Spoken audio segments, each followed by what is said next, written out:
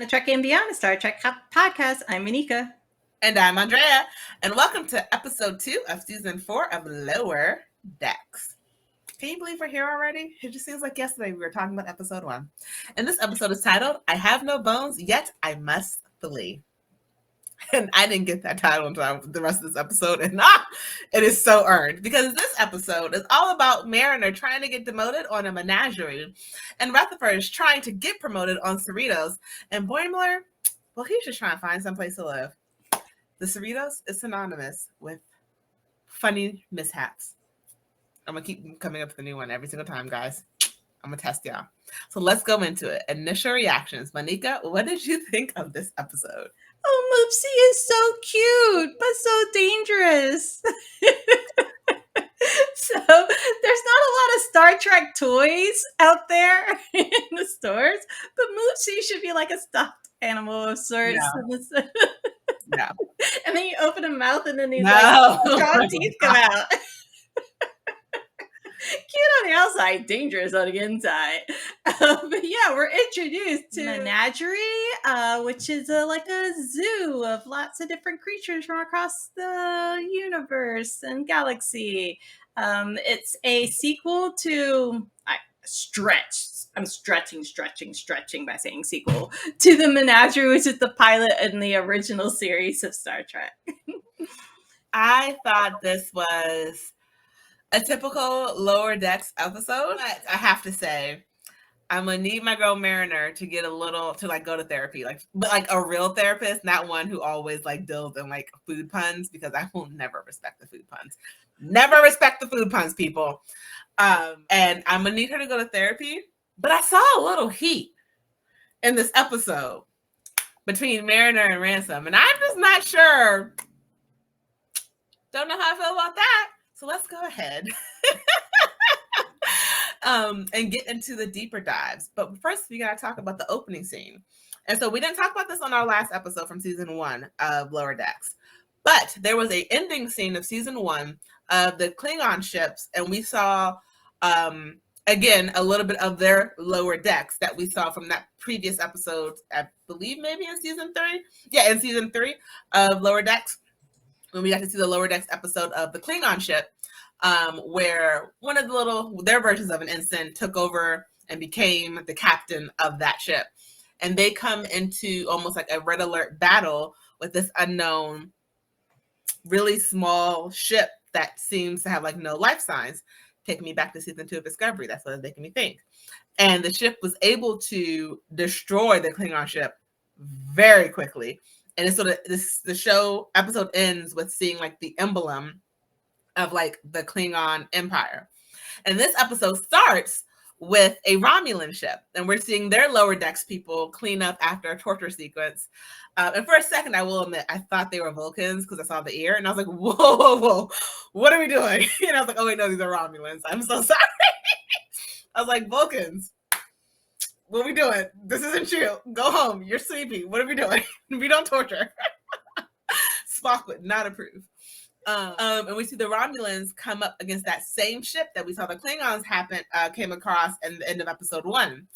And it destroys that ship so quickly as well. And the last thing you see of the ship is the little emblem of the Romulan Empire.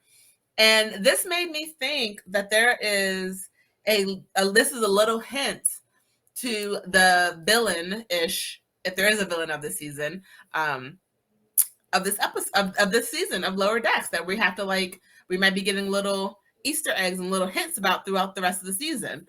What did you think of those 2 scenes? At first, I was puzzled because I was like, well, how is this connected? And this is very serious compared to all the other storylines that we had seen.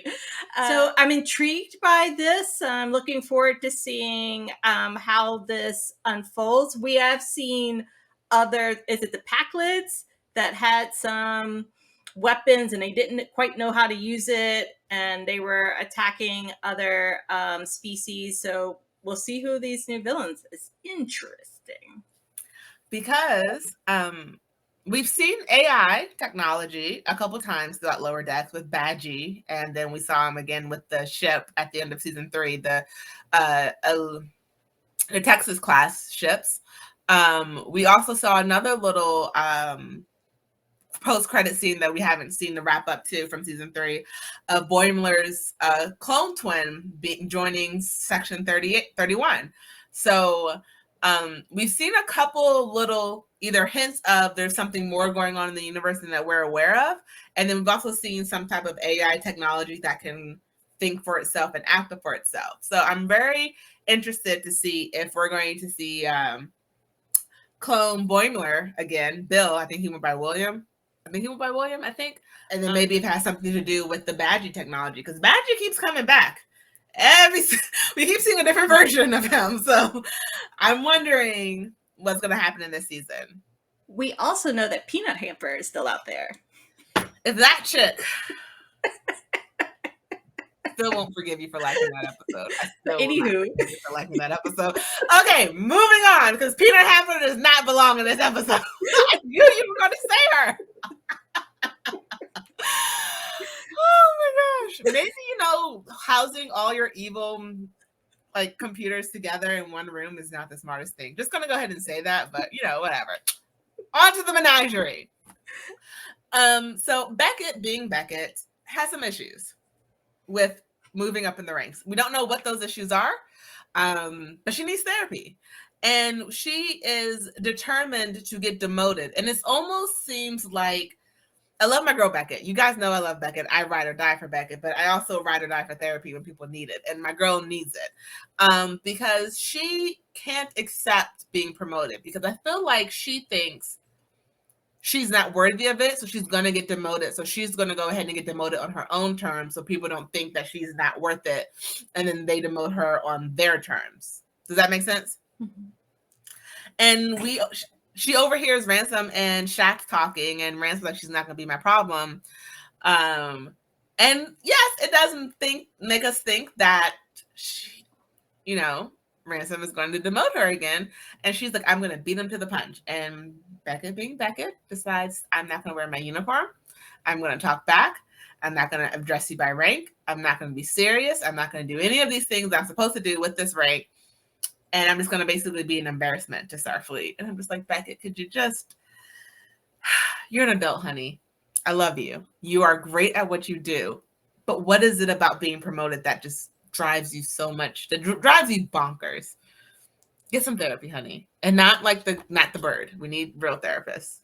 What did you think of Beckett in this episode? I feel as though Ransom, the captain, Starfleet, just gives her so much room. And they continuously turn away from her repeated, not just mistakes. Okay, Boimler just makes mistakes, but she does these things on purpose, like not wearing her uniform. Mm-hmm. Come on. So yes, in the end, we find out why, but her character continues to jump to conclusions. And we think that she then grows out of it. We think every season, we think, oh, she's going to be a better mariner in the next season. It doesn't end up happening. I can only continue to hope, but oh my goodness, it breaks all logic in how you're supposed to act when you're part of a space force, when you're part of the Federation, in which there's rules and regulations to follow, and she continuously breaks those rules without ramifications. To your point, it's like they don't punish her because they know punishment is what she wants. Because it's almost, like I said, she needs therapy because she breaks the rules so she can get in trouble, so she can prove you were going to punish me anyway, so now I'm getting punished for doing something I wanted to do. It's like, what are you lacking, Mariner, in your heart of hearts, honey, that is causing you to act this way? Because we know you love Starfleet. You have said on multiple occasions, you love Starfleet, you love this crew, you love serving. We have multiple episodes of you saying that. You just don't want to be promoted. Why? I don't, because you're right. It doesn't make sense for her to keep doing this. And it's why in season 3, when everyone thought she was the one who talked bad about the Cerritos, when really she was the only one who has something good to say because she thinks of them as a family. Why is it that you can't accept a promotion? Why can't you accept that people like you for you and you don't have to act out? It's going to be a part of our Trekking Beyond therapy session for Mariner. Just let us know, because we got you, girl. Yeah, we love you. Yeah. I know you have good intentions, but yes. Because even when she's on the Menagerie and we see, why did they give this thing that name? They should have named him Bone Sucker, because Moopsy, why would I ever think of that name as like dangerous? No, name him what he is, Bone Sucker. Have a placard, do not let out, he will eat your bones. Like, have something. Make it make sense, people, because I'm blaming you for your own death. No, Narj, Naraj, I'm blaming you for your own death, because you should have had a sign up that said dangerous, do not touch, do not let out, run. Because, or a fail safe that if he ever did get out, the alarms would go off. Like, something. Because if it is a bone sucker who everyone thinks looks cute, no one's going to be afraid of it. You need to let people know ahead of time, if this thing ever gets out, you run, and you run as fast as you possibly can. Right. So I was starting to think that something's up with Moopsy, because typically in a zoo and a menagerie, there's two of everything. And that goes because they also need them to reproduce, right? That's true. So I was like, why is Moopsy's like single in there? Why don't have another one? Because Moopsy probably ate the other Moopsy. It's like all his bone out. It's like a beta fish, right? You're not allowed to have two of them in the same. There can only be one. Right. Oh, and sorry, side note, I did not state this in the very beginning. The reason they're at the menagerie is because there were some humans that were accidentally put in the menagerie as exhibits, because to Naraj, they all non-other species look alike. He's like, I didn't know they were human. They all look alike. All bipedals or whatever he said look alike to me. Right. He's just a collector of aliens, and this is an alien species. The weird thing is, Ransom, the new trainee, which, by the way, Beckett Mariner embarrassed Ransom by like, oh, so bad, by undermining him in front of this new trainee. That was really bad. That was bad. It wasn't her lowest moment, but I was like, I didn't like that part. But they passed by the humans and then went on, I don't know, this other tour of the facility. I was like, immediately let the humans out. You know they're cased in there. That's your mission. To get them. Yeah, that part didn't make sense either. That's your goal. Focus on that first, and then you can tour the facility and find out the humans by your side. Right. Especially because they weren't able to beam over with weapons. Starfleet told them they shouldn't use weapons. Also, I'm gonna be super honest. I thought it was the trainee who let Moopsy out. I'm not even gonna lie. I was just like, I don't trust that dude. There's something wrong with it. Because whenever we meet a new person, it's either they're evil or they're going to die. I definitely thought he was going to be the evil one in this one. I thought he was going to die. I thought he was going to eat him. And then also, the other thing that gave me pause is, I don't know about you, but if I am held against my will in a zoo and I see Starfleet is there, I'm banging on the window. Yes. Get me out of here immediately. Because the humans were the ones who let Moopsy out. And I didn't notice it when I first watched it. The umbrella was upside down the entire time. They're the ones who jerry-rigged Moopsy's cage to let him out, to murder the owner of the menagerie so they could take it over for themselves. If that just ain't, why are we so awful? Because like I didn't even second guess the motive when I found out they wanted to take it over. Sounds about right. Like, yeah, that sounds human. That sounds like something we would do. Like, never once did it like shock me that it was the humans who were encapsulated, who were behind everything. And so this part was a deep cut to the pilot because Pike escaped the menagerie also through a little passageway that he made for himself, and he was able to get out. Pike and number one. So I should have seen it coming, but I didn't. Because there was an A, B, and C storyline in this episode. On the B line episode, Rutherford is trying to get promoted so he can move into a better room with all of his friends, like his friends are. And we see him going through all these different tasks and inventing all these new amazing things in engineering, or like improving upon things in engineering.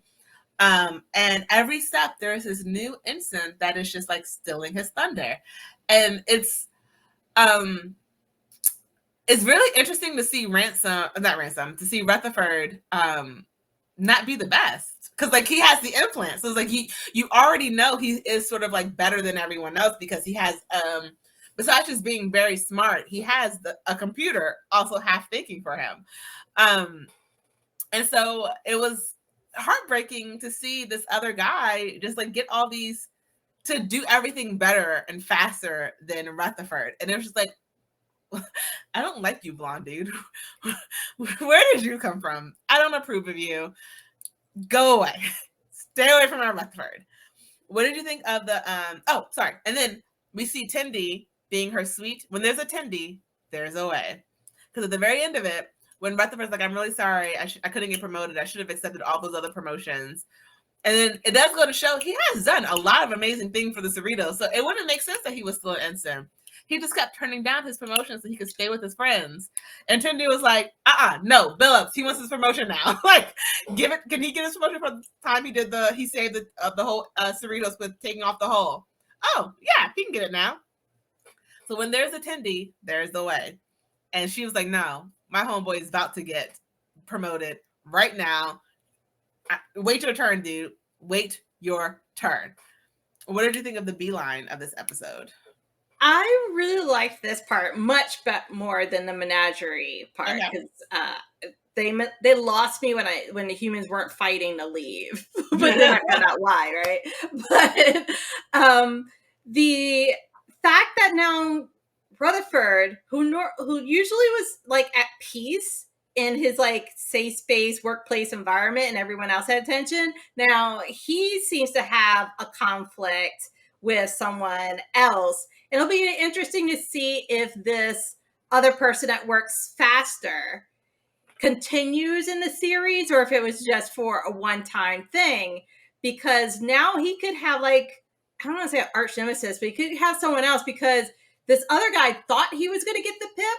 He was like, I think he did get it, but then it was about to be placed on. Billups was in the process of putting it on. Okay.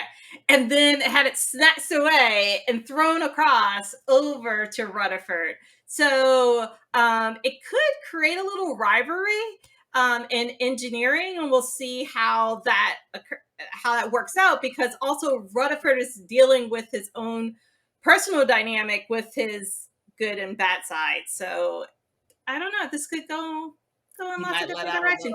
We could have some drama. He might let out a little dark side. Yeah. Don't be mad at it. Go Rutherford. Go evil Rutherford. And then in the C storyline of this episode, Boimler's gonna boim. I don't know how else to say it. Like, how is finding a room so hard for you? Like, and then also, I will admit, when he moved to his first room and saw that like the red light from the engine or whatever was in his room, why would you not think they could have shades? Like, you're on a spaceship. Why would you not think you had shades in some way, shape, or form? Why did you think you had to live with red in your room the entire time? Boimler, you are a very smart man. Like, I didn't get that part, because immediately it's like, oh, just throw the shades up. No shades. You're not going to act like you can use the shades. Okay. And then I'm going to agree with him on this one. Who would put a bedroom between two holodecks? And also, why are the holodecks not soundproof? Just, why aren't the holodecks soundproof? the holodecks to be soundproof because apparently with what they get down, what they use a holodeck for, apparently is what we've been told in the Cerritos, what they use it for. No one needs to hear. No one ever needs to hear that. Why aren't the holodecks soundproof?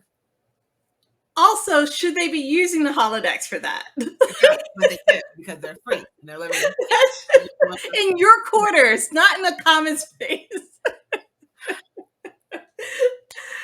Yeah. And then we see that after Rutherford gets his promotion, then we see he's going to sleep in a Jeffries tube instead of just like trying to find a room that works. And then eventually he and Rutherford room together. And when he realizes that he could have just used the shades, we could definitely see that he was a little upset that he now no longer has his own room. But he was able to almost reconnect with his like little bump. He made a new little bump in the bottom of his bunk and is like feeling like home again. And I'm gonna be super honest, Boimler does not need his own room. I'm just gonna. That man is so spastic. He does not need his own room. He needs to be around his friends to help keep him grounded.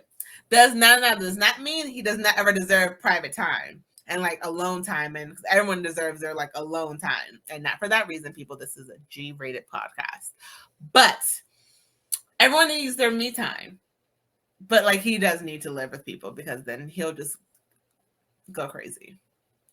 I love Boimler, but he can't live by himself just yet.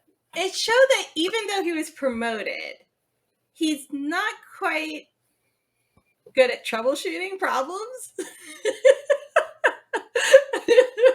And he didn't even like look at a map to see that this location was right between the two holodecks. That his second room choice. Third, he's still immature. Mm-hmm. And he has those figurines. Like it that also helps compound like his I don't know, his need for wanting to feel part of Starfleet, but still also he's a young boy at heart. And so so he has still a lot of growing up to do. And I think rooming with Rutherford might help that. That could give him a person to decompress with. And so that could be a good thing for him. I like to see Tendy's quarters and Mariner's quarters.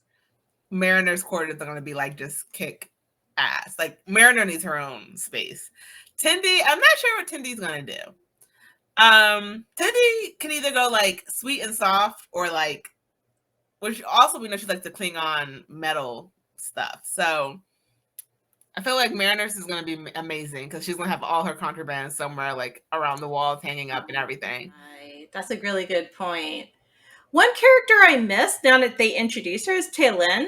I didn't see her in this episode. Could have missed her, but I don't remember. And now that they've introduced her, I would like to get used to her. It's also, I think one of the reasons why they brought her in is because typically a Star Trek series has a Vulcan, and Lower Decks didn't have a Vulcan. It's part of the main part of the crew. So nice to hear some logic that she might have helped set Mariner in a ways. I think Taylin and Mariner can learn a lot from each other. Yes. Taylin can learn to like relax a bit, not too much. And Mariner can learn to like take things a little bit more seriously and maybe stop and think logically before you go off the deep end. I will say, I did love what Jack told Mariner at the very end of the episode. He was like, or I guess in the middle of the episode, right before like they defeated Moopsy, because that thing is creepy, that he knows that she always sabotages herself. And he wasn't going to allow that to happen. And it shows that Ransom is not just a beefcake. He's not just the weights. He's not just his face. He's not just his body. He's not just his looks. But there is like some, like he is smart-ish in his way. Because he knows what Mariner is doing. He knows that Mariner always sabotages herself And he's not going to allow her to do that this time because he knows that she can be a great officer if she believes that she can be a great officer. And I think Mariner did need to hear that. So I'm going to go on record and say, I hope this is a wake-up call for her. This could be a wake-up call for her of understanding that you don't have to always sabotage yourself just because you don't think you're ready for it. And so you don't want, like, don't sabotage yourself because it's a line from Grey's Anatomy, and it's such a great line. It was like, don't let the job kick you out. Do the job and then decide you don't want it. Mm-hmm. And so, like, don't let, like, so I want Mariner to be like, get to where she wants to get to. And like, no, I can do this. I'm choosing not to do this. Rather than, I don't think I can do it. So I'm going to sabotage myself so I never fail in that position. So I would like for her to get there. To like just to understand and love herself enough to where she's like, I can do the job. I just choose not to. And that way everyone knows she didn't get kicked out of that job because she, was insubordinate or like wore her workout uniform to a mission. She's not the captain, or she's not the lieutenant, or she's not the first officer because she decided she didn't want to be the first officer, not because she wasn't qualified to be the first officer. Does that make sense? Mm-hmm. I want that for her. I don't know if we're going to get it, though. Yeah. I learned a lot about Ransom this episode because he was able to take one for the team. Mm-hmm. He told Mariner to punch him so that he could lose his teeth to draw Moopsy away. Mm-hmm. And Mariner was going to sacrifice herself for the mission, but he had a better idea. But that also meant that it allows someone subordinate to him to physically hurt him. And in this case, punch out his teeth, and he looked all busted up after that. It worked in the end, but he also had to get veneers. And so veneers are exterior coating, and it shows that also as a parallel to veneers, he had to put up a facade and like pretend like Mariner was not getting under his skin, although she was, mm-hmm. so that he could prove to her that he wasn't going to like let her down like everyone else. Mm-hmm. And so I saw some parallels in that story, and I thought that was interesting there. But yeah, he's really stood out. Otherwise, it seemed like he was just like a, I don't know, beefcake before. Yeah. So, my poll question to you guys, to you listeners, was it just me? Did y'all see the heat between the two of them? Because I was just like, y'all arguing like y'all need to let go of some stuff. Like, what's going on? Was it just me? Because I felt some heat watching this stuff. I was like, whoo, need to cool down. Need a fan. Let me know what y'all think in the comments. Either on our Spotify, on YouTube, wherever you're watching this or listening to this, drop a comment. Let us know on our Instagrams if we're crazy or not, or if I'm crazy or not, because I felt the heat, so there must be some fire. Is that just me? I thought there was some heat between them in season 1. Yes. In that rock episode with the crystal? Yes. Yes. And then nothing ever happened. Right. So I was like, oh, okay. But the heat came back. Right. It came back for me this episode.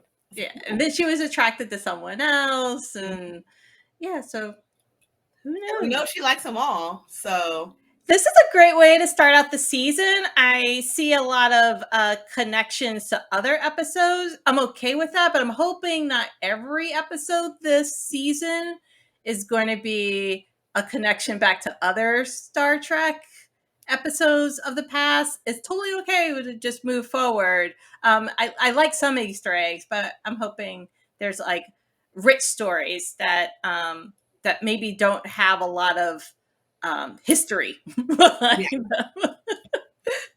And I'm wondering who is attacking all of these ships. And my money is somewhat on this is a rogue Starfleet ship. Let's see if I'm right or wrong, people. But as always, I'm Andrea. And I'm Anika. And live long and prosper.